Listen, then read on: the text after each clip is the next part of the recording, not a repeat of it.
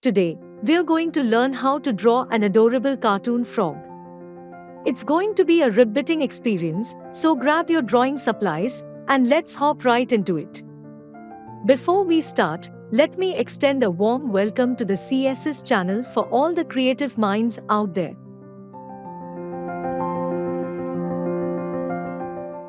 To get better understanding, follow the steps as shown. Start with the basics.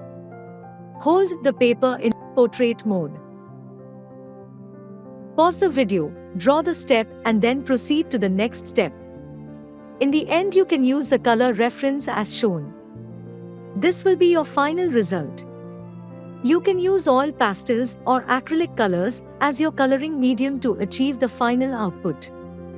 This drawing is meant to develop your design skills, get a command on lines, and to learn to create a form.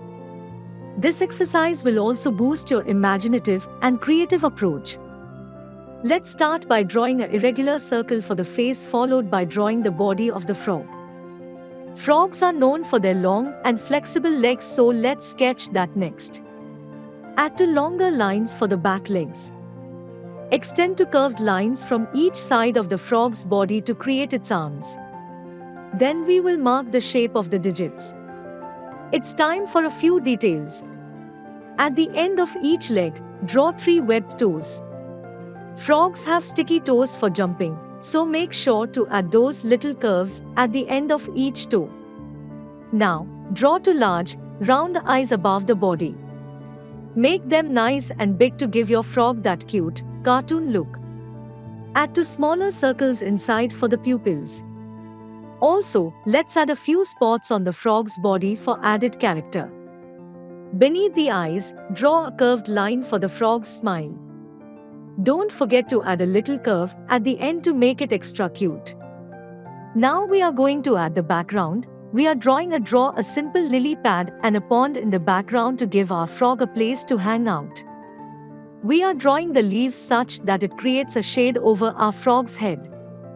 Now draw the details of our pond by marking the water ripples.